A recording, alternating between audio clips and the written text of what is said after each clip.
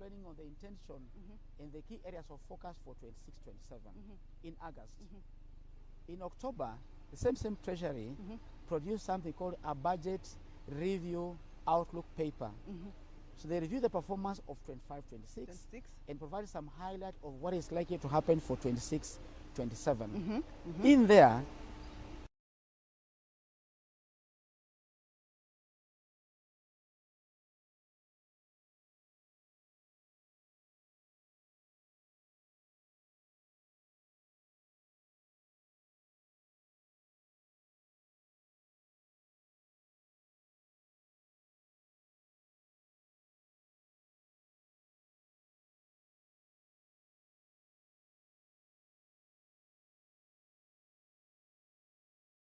in sectors, and they are given a ceiling as contained in the budget review outlook paper. They are required to go and sit down and do something called sector resource contestation. Before you continue, this ceiling, is it the normal understanding that we have that whatever you are going to be allocated should not surpass this, or you were allocated this and you did not get to your ceiling, so we are reducing it to something else? The ceiling is what you are supposed to fit your budget in. So if 5 ministers are given one ceiling, they have to do something called sector contestation and resource bidding. You might justify your programs, I justify mine, another entity also justify their own programs, and then we rank them. So in the budget review outlook paper, it contains those ceilings that are supposed to inform sector contestation among ministries.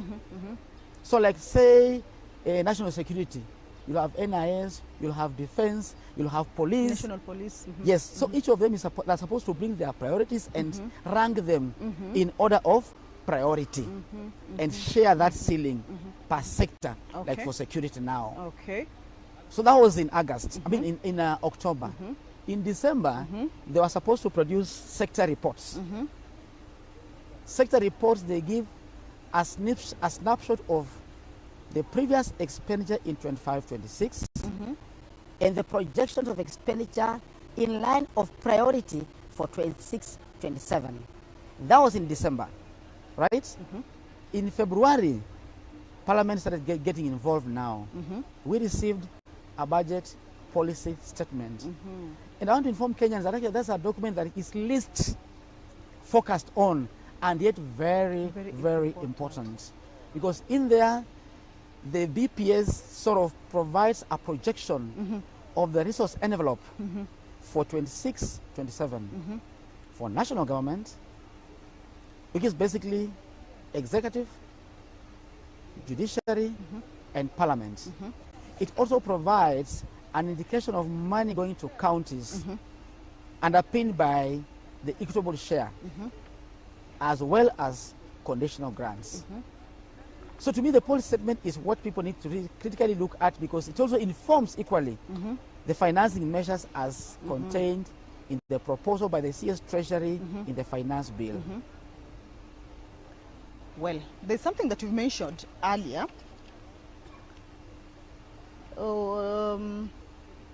That the budget for next year will be 4.8 trillion. For next year is 4.8 trillion. Exactly. Yes, that one. Yeah, that one we understand. Yes. The reading of the budget for the 2027-2028. Yes. There's something you mentioned about April. Was it that the process needs to have been concluded?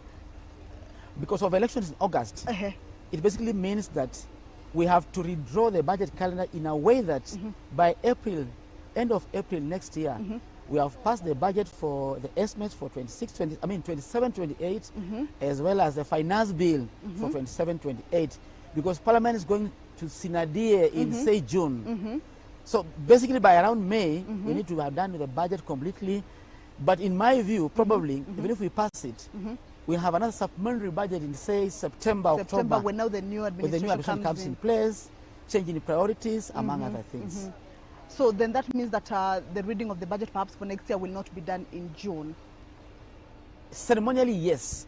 But the process will be complete in April. And we need to be done with the appropriations bill, and we need to be done with the finance bill. But because of the ESC, budgeting happens across jurisdictions in East Africa. And therefore, probably, the CS might just come and pronounce those highlights at a ceremony, because we'll be going towards Sinadia. People will be in the party primaries will have happened.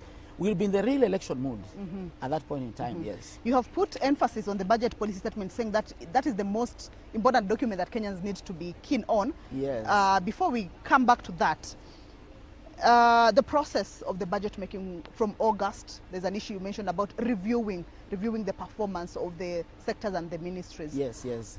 Does that also inform how the allocation will be for the next year, for the next financial year? Definitely, yes.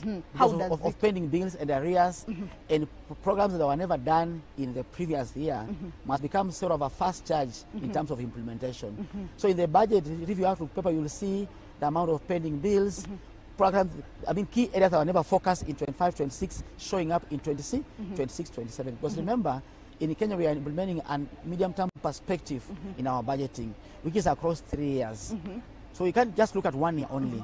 The entire perspective of 3 years must be taken into consideration at the point of reviewing and looking at the outlook for the following financial year. Yes. Okay, there is a question that I posed to the chair, Budget and Appropriations Committee, regarding the rise in the budget for the next financial year. Yes. Last year, this financial year, 2025-26 was 4.3, but then it rose. Yes. Now we have 4.81 trillion. Yes. The budget office, how do you defend that particular increase in terms of the allocations? Actually, I'll shock you that the major increase in the budget for 2026-27 is occasioned by interest payments on debt, both domestic and external. It's about, the projection is about 1.2 trillion shillings. Will go towards defraying interest payments on debt that we have taken previously. When you go to the key ministerial allocations, the budget for executive is going down by 148 billion. Yes. So what is occasioning the increase in the budget for globally are basically debt issues. Then of course now, yesterday we passed the division of revenue. The two houses were able to agree at a figure of 428. So it means further now, and remember the chair said in the house that the shortfall of the original intention was 420. Right? So there's an 8 billion shillings shall be borne by the national government. That is and what specifically executive, right? So in the coming days, you'll see Parliament revising the appropriation bill downwards by 8 billion shillings to take care of the additional resources going to subnational governments, which are county governments. Yes. Okay, so basically the debt repayment is the one that is what is showing up. And that's why when you look at the 26-27 proposals, increasingly the government of the day is proposing to come up with innovative measures and ways of funding infrastructure, like the National Infrastructure Fund, the NIF, securitization of roads. Yes. That innovation is geared towards bridging the gap of the debt pressure currently we have against the intention of also upscaling infrastructure areas in terms of development. Yes. Okay. And by the way, even the budget for roads, from the proposal by the Treasury, is going to go down by 25 billion shillings. By 25 billion. For 26-27. Part of that is meant to, the money from securitization will try and fill that gap. Okay. Yes. Yeah. But we still have the sectors that have seen an increase, like example education. Education has seen an increase. Yes. These are also monies that have been moved maybe from somewhere, perhaps even the executive, all the way to the to education. How do you, what happens in between? There is the allocation, you have done your matrices and additions and subtractions to a point that you feel like these monies will be enough to cater for all the sectors, whether it's debt, whether it's development, whether it's recurrent. What happens hapa katikati, then we see that we have the supplementary budget? Okay, at least for 26-27, one thing I've seen in the budget is that all monies for operation and maintenance across all the MDS, ministries, departments and agencies went down by 5%. 25-26. Yes. 26-27, sorry. 26-27. Yes, yes. Went down by 5%. Occasioned by the thinking of national governments that the EGP is now going to be rolled out fully. So for 27, 26, 27, every entity is going to implement EGP, system of procurement. And I can tell you from where I sit, we're going to save some resources. I'll give you an example. In the original proposal by, say, Ministry of, say, Agriculture, one seedling was going for, say, 500 shillings. In the new EGP system, don't be surprised to see a seedling of coffee going at 100 shillings. So for every 1,000 bob we want to buy for seedlings, we're going to buy more with less. So I'm believing that probably we need to do more with less by trying to leverage on this EGP system. If the entire structure of government implements it, to me, we'll be able to meet some of the objectives, as it were, with reduced resources. That's my view. Okay. Yes. So let's go back to the budget process. Yes. Can we authoritatively say that we are coming to the end of the budget process for the 2026-2027 financial year? Yes, we're coming to the tail end. To the tail end of the process. That is once the finance bill is passed. Is passed. Yes, but the most important thing that people need to understand is the role of the legislature. From the policy statement, I said, the budget policy comes to Parliament, the debt document comes to Parliament. We do scrutiny across committees of Parliament, budget committee being the king of all committees in terms of expenditure, the debt committee which make proposals on reining on our debt levels, and then other departmental committees will scrutinize the specific areas of MDS under their purview. The reports are put together. And one report is tabled, two reports actually. One on the budget policy statement, another one on the debt strategy paper. The proposals, especially for the finance bill, all the measures Honorable Mbandi, CS Mbandi is trying to propose now, were in the policy statement. Okay. Now, I was saying scrutiny need to have happened there at that point in time, where you interrogate what is this tax administration you want to implement. Because what CS Mbadi is basically doing is just to take the provisions of the policy decision approved by Parliament in the policy statement and actualize them through a finance bill. Take us through this budget policy statement. Yes. Kama hapa Wakenya wengi walipitwa. Walipitwa? They missed the occasion. It's usually out by Feb. By Feb. Then comes to Parliament for consideration. For consideration. And debate and all that. Exactly. But there is no mwananchi hajui hapo. Yes, and we usually send notices for public participation. Tunaita wananchi wakuja waangalie and make proposals on expenditure cutting areas, revenue raising areas. And we rarely get a lot of information in that regard. So the best we can do is to have the information that is available and advise the committees of Parliament, and they pass it. So essentially, to me, Kenyans must focus on the budget policy statement. Otherwise, by the time the books come in April, both the estimates for revenue and expenditure, the train has left the station. Where do you think has been the weakest link in terms of even Mwananchi being able to grasp that the BPS is the one that contains everything and maybe act at that particular moment? What has been the weakest link? Probably because Treasury does its own public participation on the budget policy statement, but as a Parliament, I think we want to use more machinani strategies, you know, constituencies, perhaps to publicize even more. We've been trying to do newspaper adverts, but I think going forward, we might want to think of a way of making sure that document reaches the people down, you know. Others, the way it is, once we But again, Daktari, you realize that this is information that perhaps needs to also be broken down for the public to be able to understand and be able to grasp what exactly it entails. Because most of the times when it comes from the Treasury, comes to Parliament, the debate that happens with the legislators is what also Mwananchi is also able to follow and be able to understand. And of course, when we get also experts to be able to understand, how easy do you think perhaps Parliament can be able to break down this particular information for Mwananchi to be able to... I think that's the way we do an explainer. Right now, if you go to the Parliament website and social media pages, you'll see a stylized version of the finance bill. I think now going forward, we might think about trying to do a simple explainer of the policies contained in the budget policy statement. What we do as a budget office is we do an unpacking. Probably it's a bit bulky, so I think going forward we just want to introduce a new document called BPS Explainer, and then send it out there for the common Mwananchi to know the implication of what the proposals are obtaining for that particular financial year and the medium term. Because when it comes to Parliament, can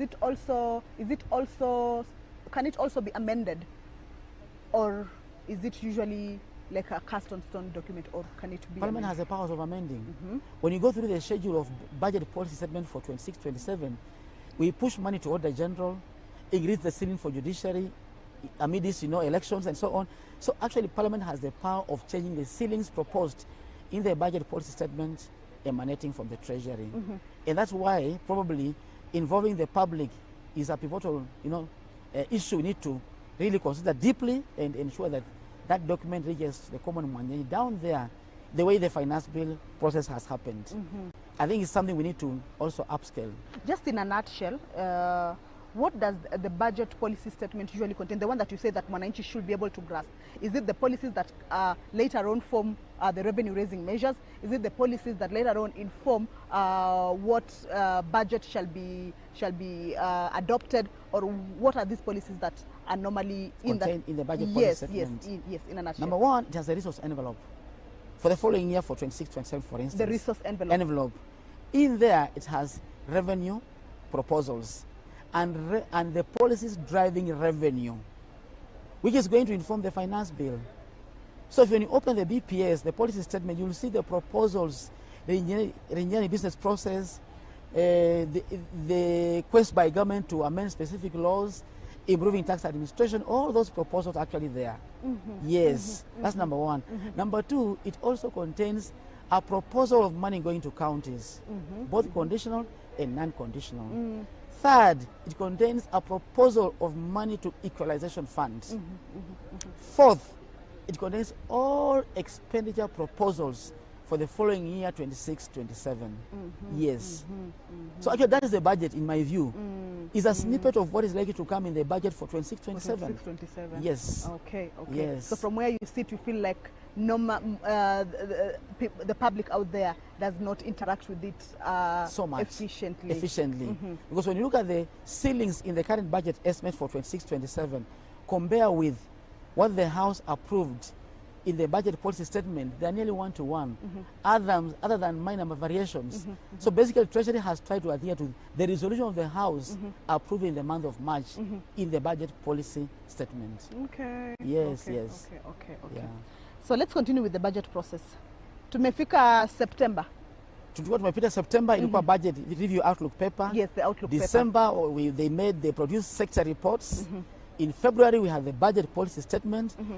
From there, once the House, the National Assembly, approves the budget policy statement, the following day we publish the division of revenue, because they have determined the vertical allocation of money going to counties and what remains at national level.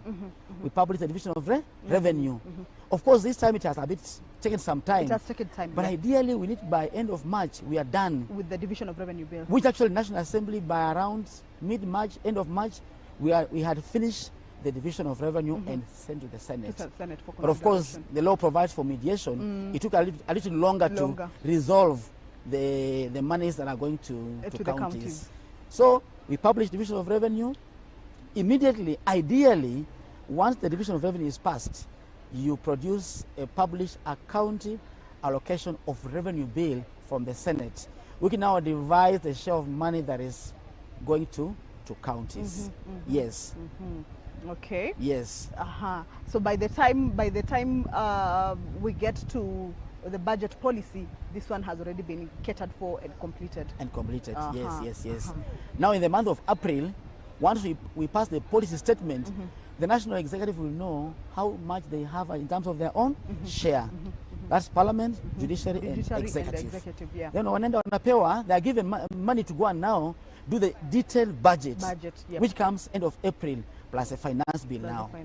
Yes. Okay. And also that's the one that is being considered at the also committee of the supply, now where the monies shall be going into the different programs or... Yes. Now once it comes in the month of April, all departmental committees take their budgets based on the provision of the standing orders in terms of the mandate of the committee.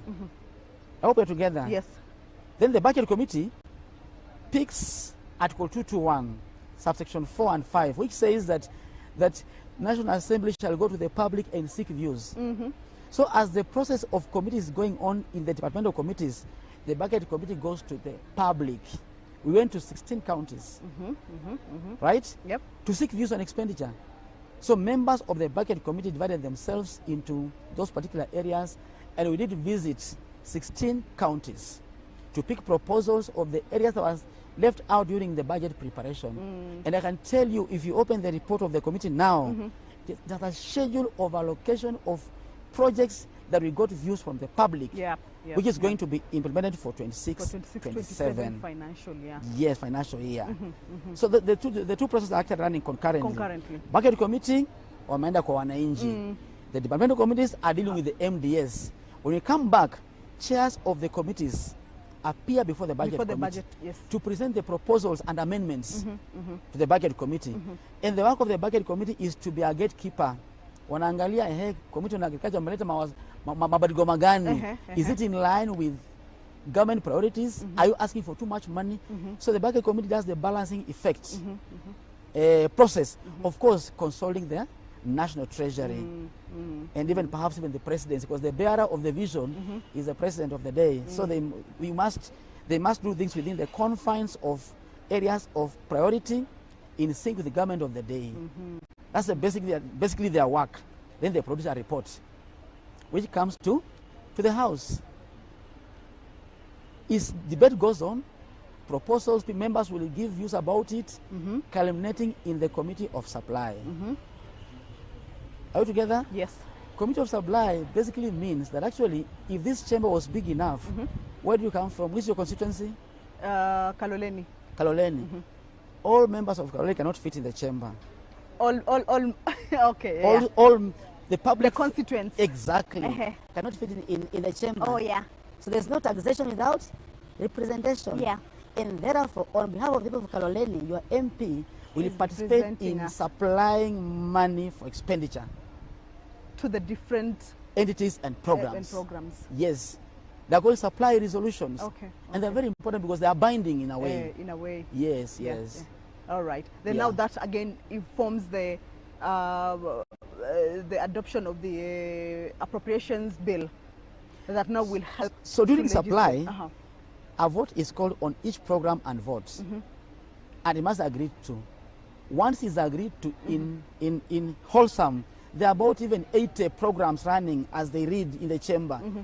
Once that is done, then now the clerk of the National Assembly will communicate to Treasury about the supply resolutions which are binding, and we require now to publish the appropriation bill.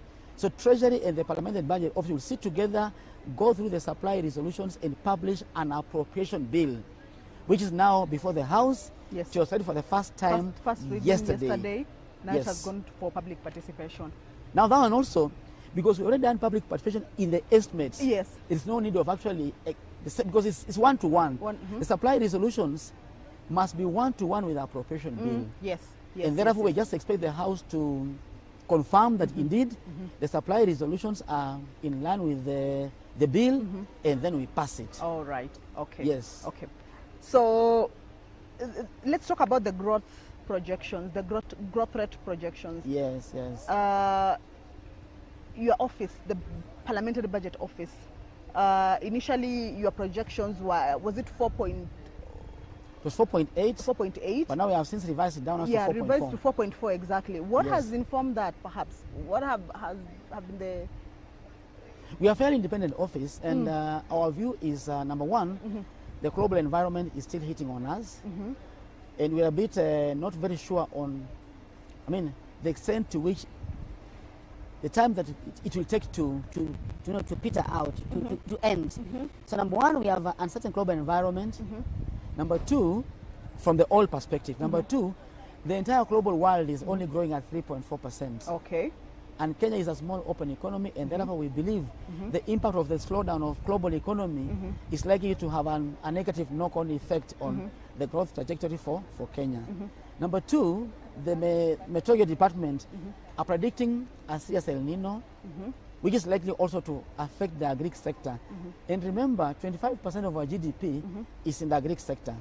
So our revision is also downwards a bit because we see subdued production in the agri sector.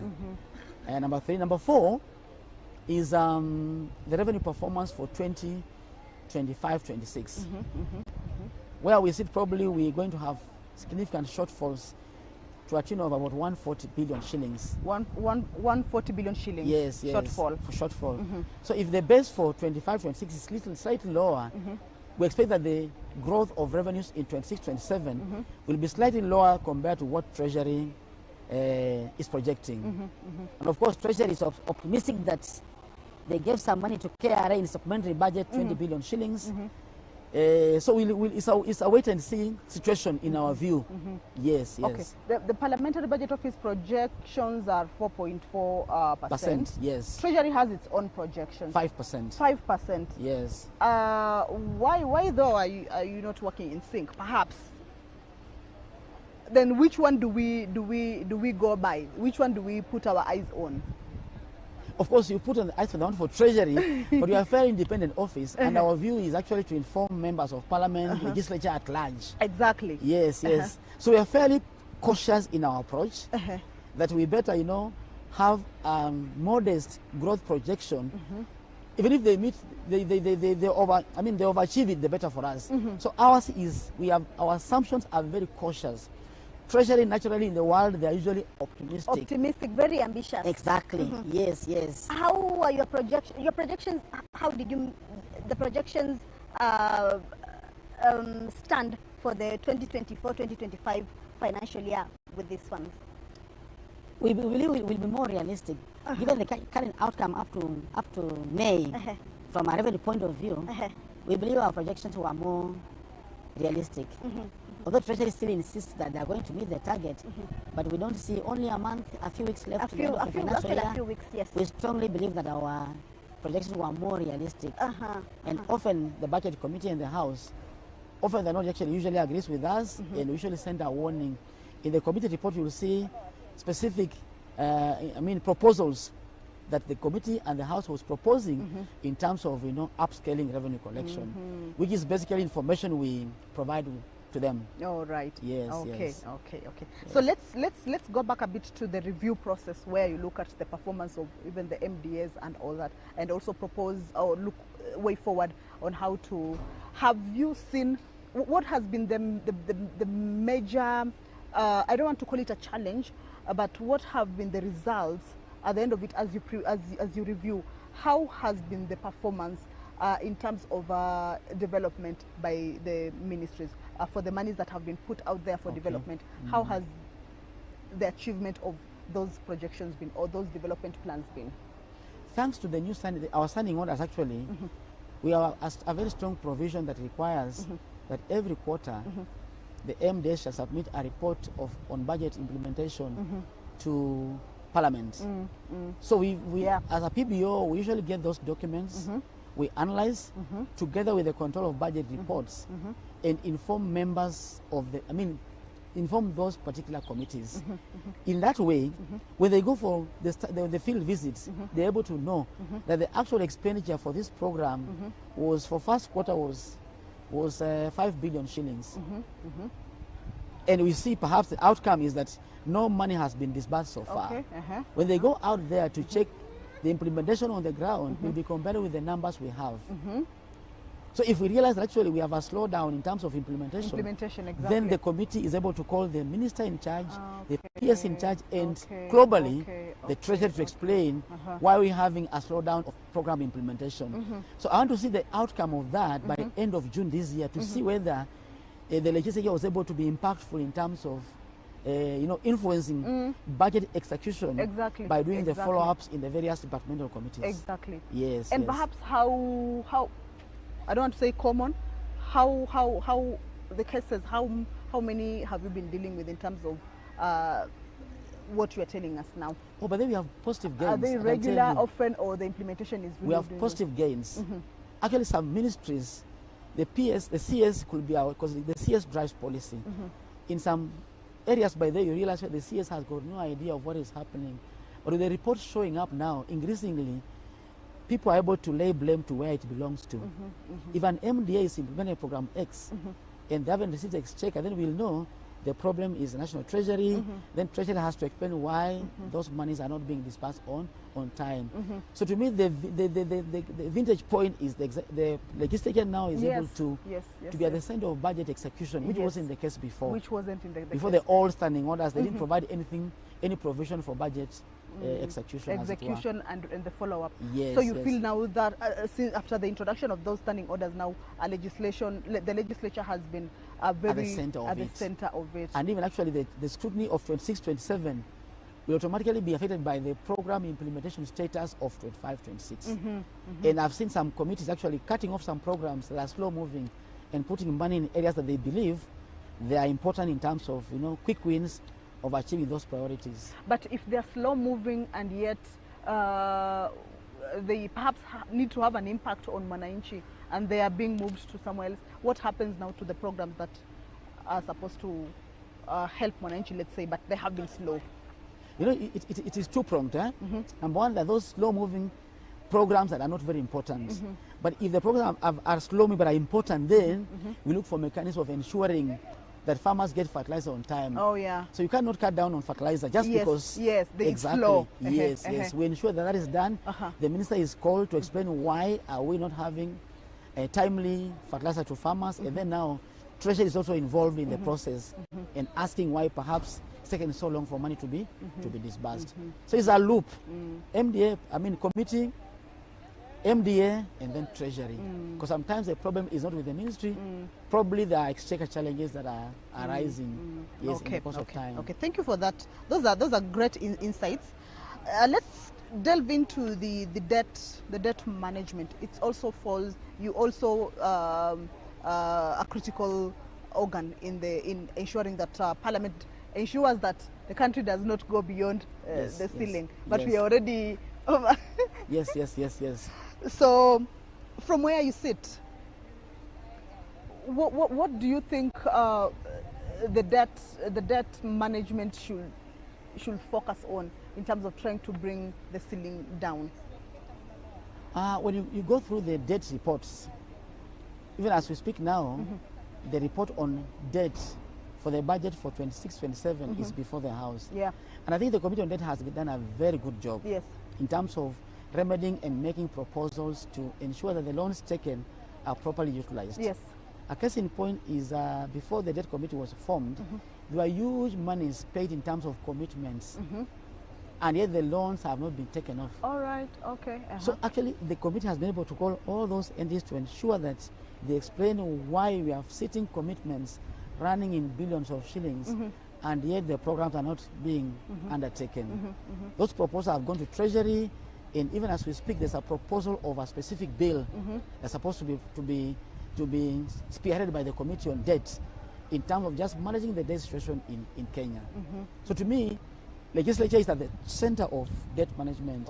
And going forward, we will see a lot of gains. And even the budget for 26-27, you'll see the deficit is 1.1 trillion compared to 1.2 trillion that is likely to come to be actualized in 2026-27. So then the gains of deficit financing and debt reduction is slowly being seen. Because remember, deficit leads to debt accumulation. So for you to reduce the deficit, you must reduce, debt, you must reduce the deficit. So going forward, I'm sure we'll see a lot of gains from the debt committee perspective. From the debt committee. In terms of reducing the debt going forward. Okay, all right. So this afternoon, the Cabinet Secretary is coming to make the budget pronouncements for the 2026-27. Your office has been a very crucial part in all that. Unamwambiaje mwananchi in terms of the budget that is now before everyone?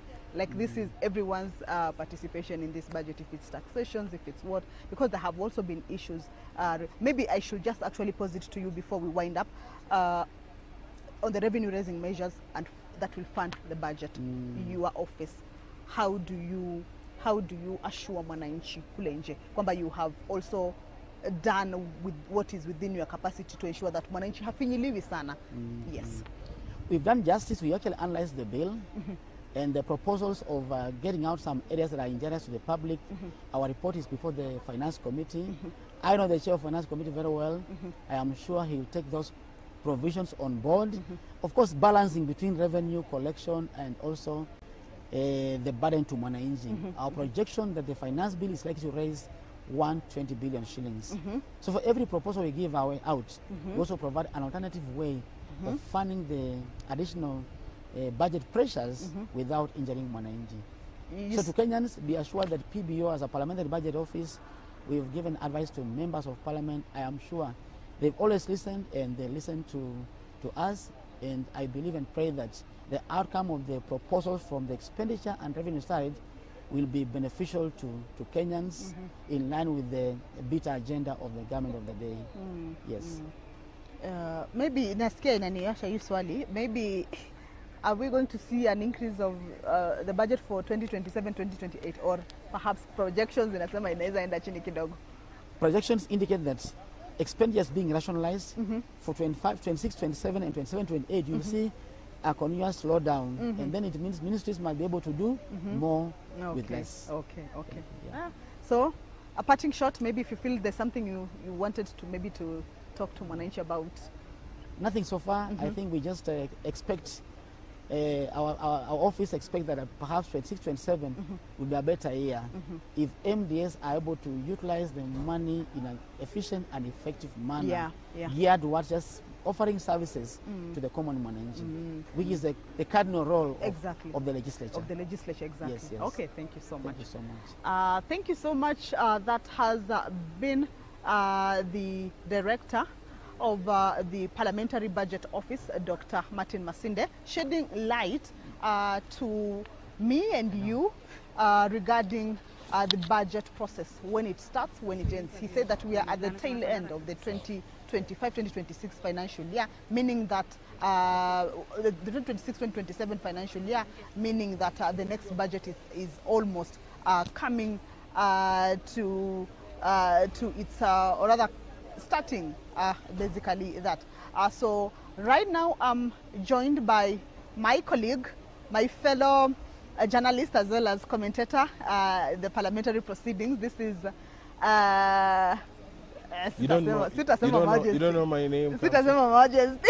Edward Kabasa. How are you? Welcome. Good job. You have been missing in action for a long time. Not really. There is so much away from the screens. There's a lot that happens, especially in our spheres of journalism. Yes. Been to China yes. for 2 weeks. Learned so much.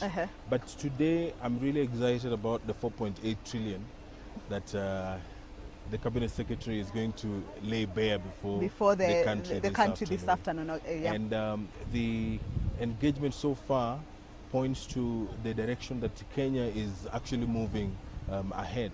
And what I am really interested in is finding out how, the tax measures that the government is putting into place are going to help this country achieve the needed development that we require. A new airport terminal is going to be built, by the way, and I think it's one of those things. I hope he mentions it.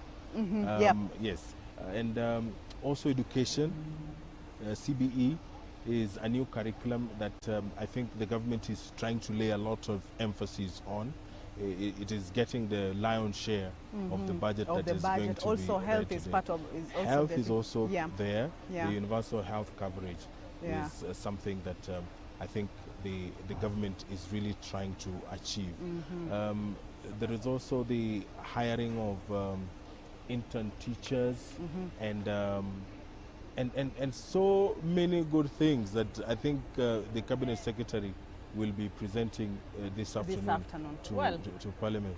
Well, so for me that wraps it up.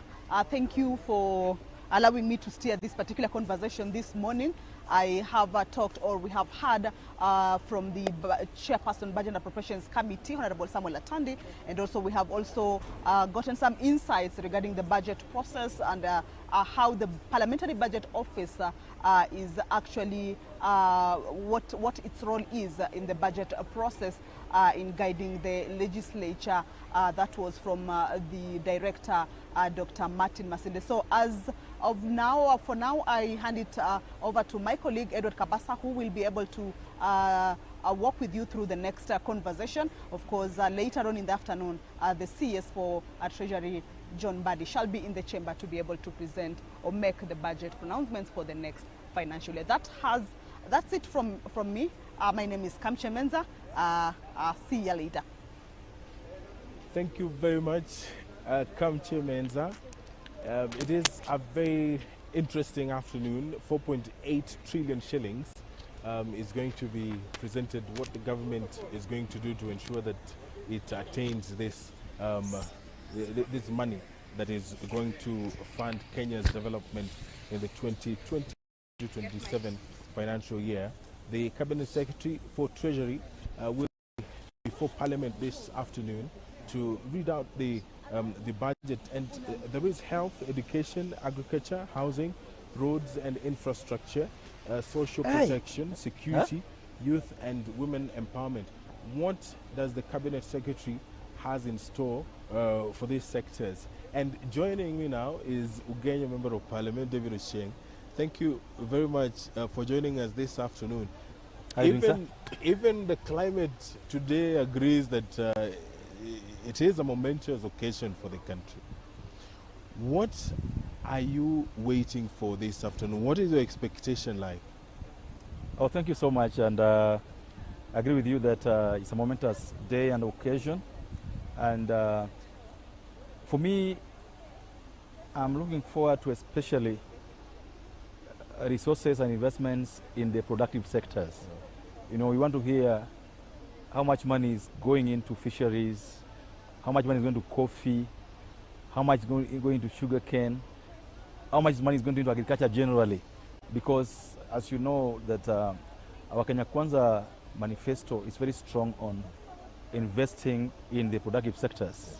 And I know that through the process we've just gone through, we've been pushing for more resources going into those productive sectors. You know, we want more money in agriculture, fisheries, blue economy, mining, cooperatives, and I'm certain that in the afternoon we'll listen to more on that. I'm also aware that so much resources is being put in social protection, trying to ensure that the indigents, the older people, you know, widows, the disabled persons are taken care of. You know, as an African society, we are reminded that we must take over the weakest of ourselves, of us in the society. I'm looking forward to resources in sectors that, you know, help what you call the downside of production, you know, infrastructure. Kenyans are looking at ensuring that the things that are supposed to be done, the money is on railway to Kisumu to Malaba, the money is on the Mau Summit, Rironi, the key roads, the key sectors that help us, you know, interconnect the country. We were looking forward to seeing how much money has been put into especially roads, railways, and lake, or generally lake transport. You know, for example, Lake Victoria today is not very much utilized transport-wise. And we're looking forward to more resources being put in, especially ferry, security in the lake, and ensuring that there's restocking of fish in Lake Victoria especially. We are looking forward to resources that are going to ensure that in the future we have fish industry growing. You probably are aware that there's a big project happening now in Nyando on aquaculture. We want to see resources that are put in our budget that will ensure that what is being built in Nyando flows down to the lake, and the whole of the lake infrastructure is done so that the fisher folk are able to benefit. You know that for us, we've been pushing for the ring road that runs from all the way from Busia to Mfangano, on the other side of the lake. And we are hoping that enough resources have been put in that budget that will ensure that those roads that have been promised over the last 20, 30 years are done and are done properly.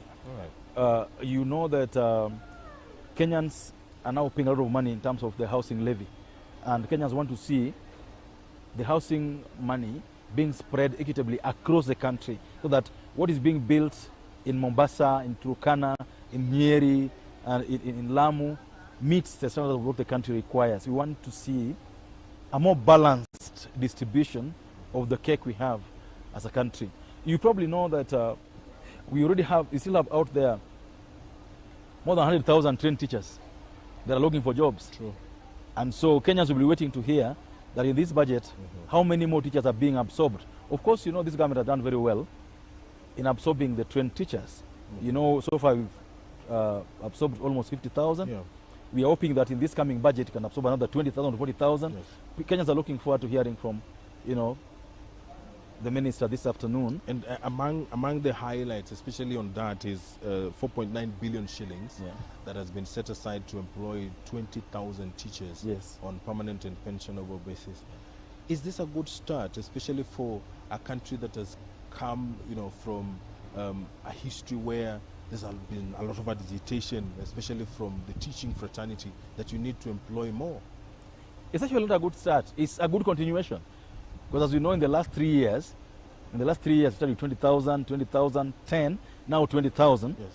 And we were hoping that in case there's going to be a supplementary ahead, we'll absorb another 20,000. You would probably know this, that our schools are, especially the senior schools, are largely understaffed. If you go to the far-flung areas like Turkana, Northeastern, you go to parts of Nyanza and Western Kenya, the understaffing is quite acute. And so having more teachers that have been trained being absorbed for me is a big plus. You probably know that among those who are going to be absorbed, there's also a bigger number that are still on internship, that have not finished. And the program, and we hope that we provide money for it, is that anybody who has been absorbed into internship should be given permanent pensionable job after the 2 years. And I want to plead with Kenyans, the NAT and the KUPPET, please allow this to run the way it's already being run. Let's not, after 6 months, after 1 year, you are now saying, oh, they have done so much work, they should be absorbed. If the agreement is that they intern for 2 years and then get absorbed, let's stick to that so that more people are able to come into this system. We have more teachers getting employed. During the National Assembly retreat in Naivasha, the question about the cost of educating a Kenyan student arose. Again, what is the cost of educating a Kenyan student all the way from preschool to university? I don't think I'm probably placed to answer that question, but we probably know. First of all, I'm very happy, by the way. I must say I'm happy with the changes in the Ministry of Education. You know, with our PS, we didn't understand what he was doing. And now with the new PS who has spent his time in the ministry, we are certain that the reforms you're looking for in the education sector are going to be dealt with. You know, the question we asked that time, and that I was still asking, and that we'll continue asking the new PS, please get us an optimal cost so that a parent knows that when my kid goes to ECD, this is what I'll spend. When my kid goes to junior school, this is what we'll need. When my kid goes to preparatory school, the CBC from grade 1 to grade 6, this is what I'm going to spend. So that we are aware as a country the kind of resources we require. In this budget, for example, you see how much is going to the education sector? 780 something. 781.4 billion shillings. Okay. The lion's share. You understand? So we should not be doing potea pata with our education sector. We should be clear. We are spending this much money. What do we expect to get back? Yes. You know, the ongoing unrest in schools is a symptom of something that we need to address. Our planning in education. We cannot be investing so much money and our planning is loop-sided. We must see some of these things before they happen so that we are able to address them. And above all, with all the expenditure, we cannot leave the running of institutions to students. Students must be led.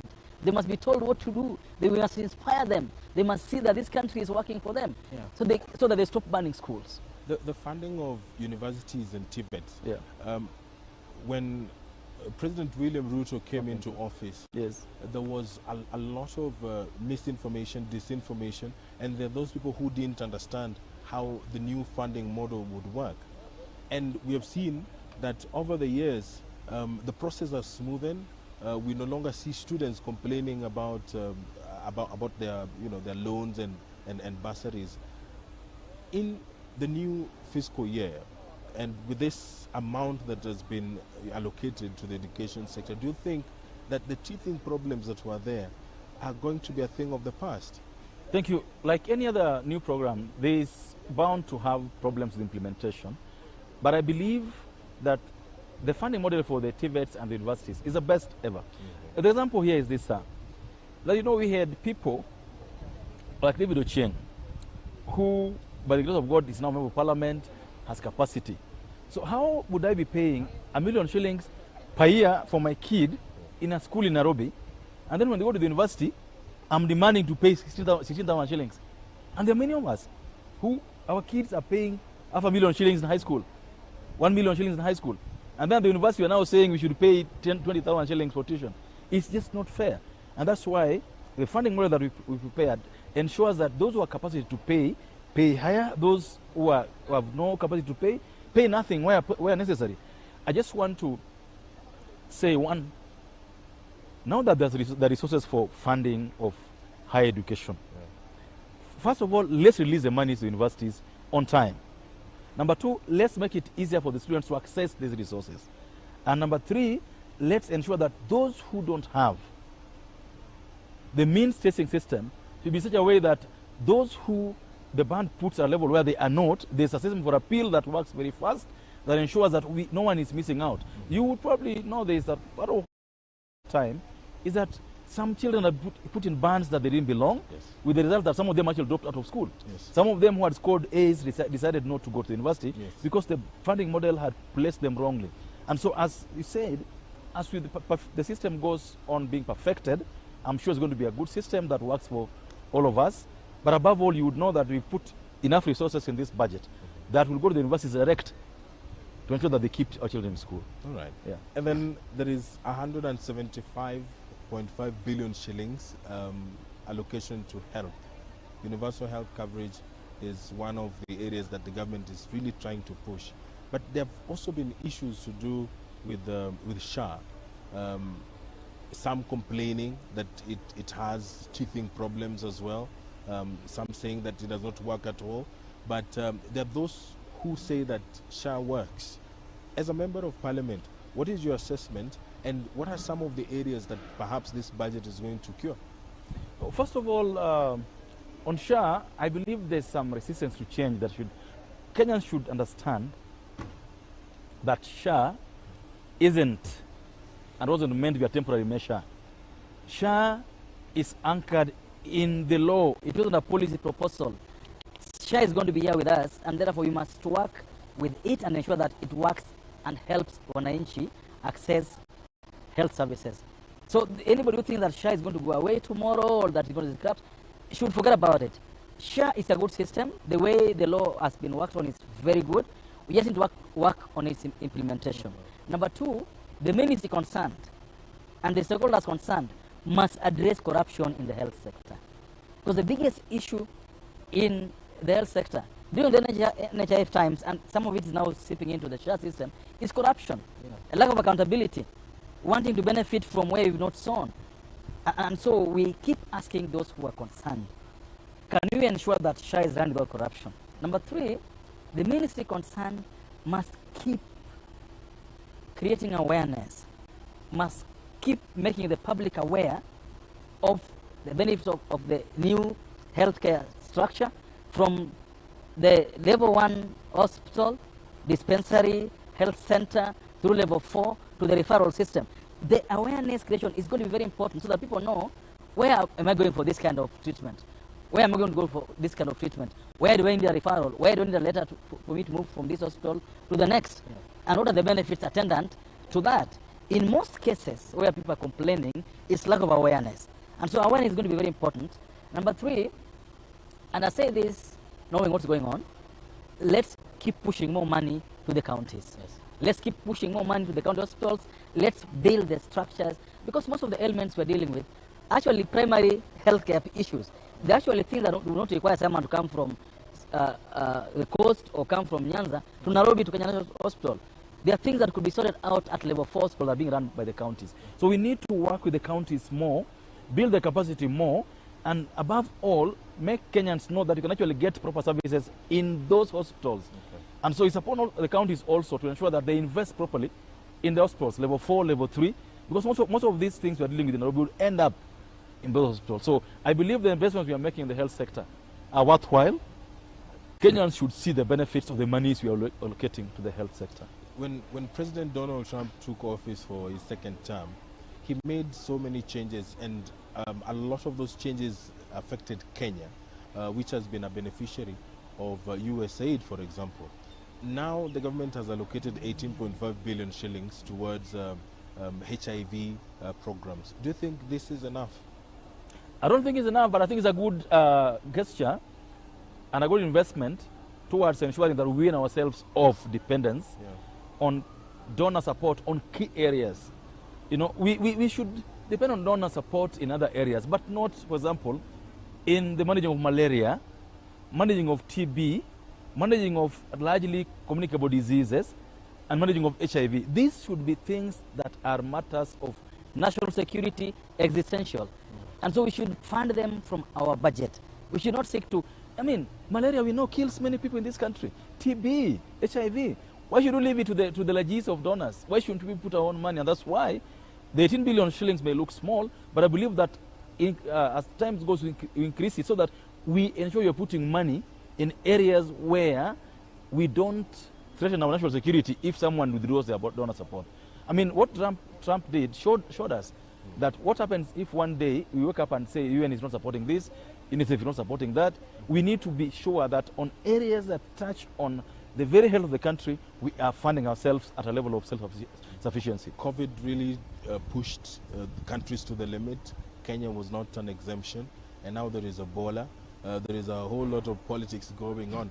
But do you think that it is important for Kenya to be conscious and prepare itself for an eventuality that Ebola gets here? It's a very interesting question to ask in 21st century, especially in 2026.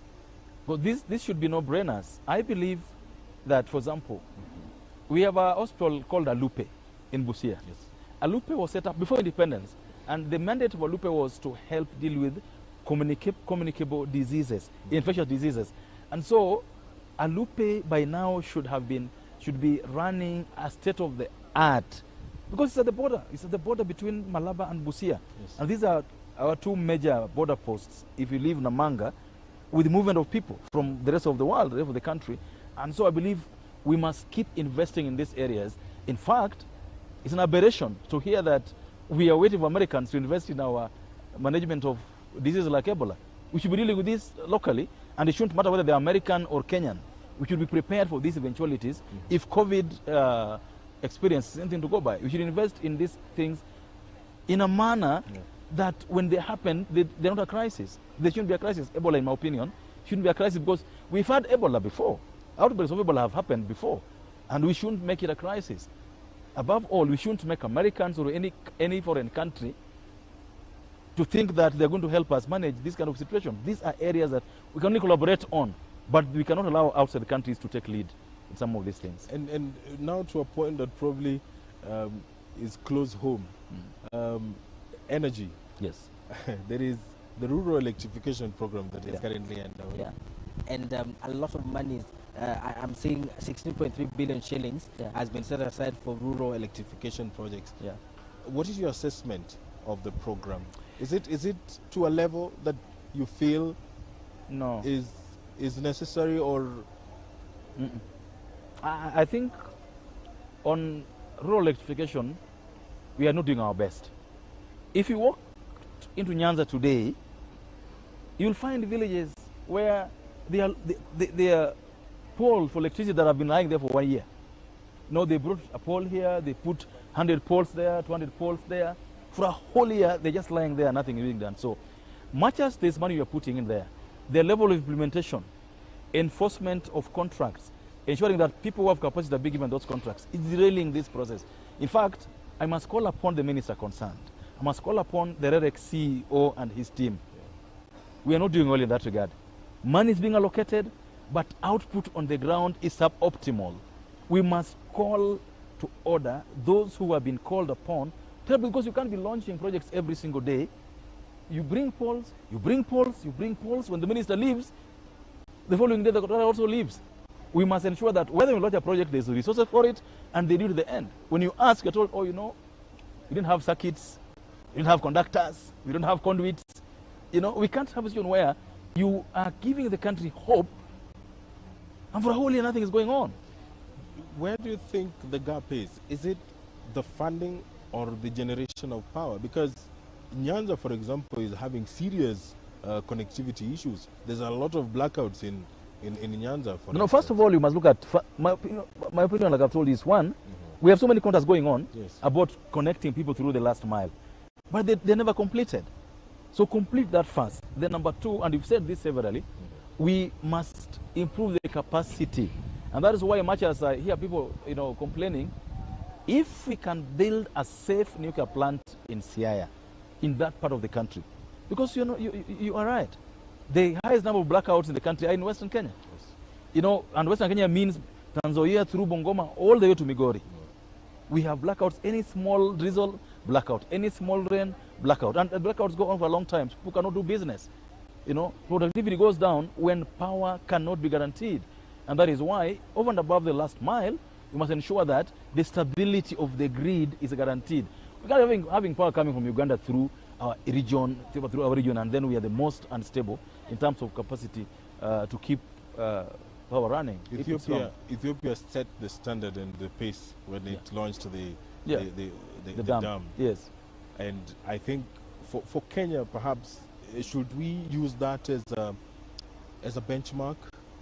And if we are to generate more power, aside from the nuclear plant that has been proposed for Siaya, what are other areas that we can venture into to boost our power production and supply? The potential for geothermal power is quite big in the country today, and it's not being tapped even at 10%, in my opinion.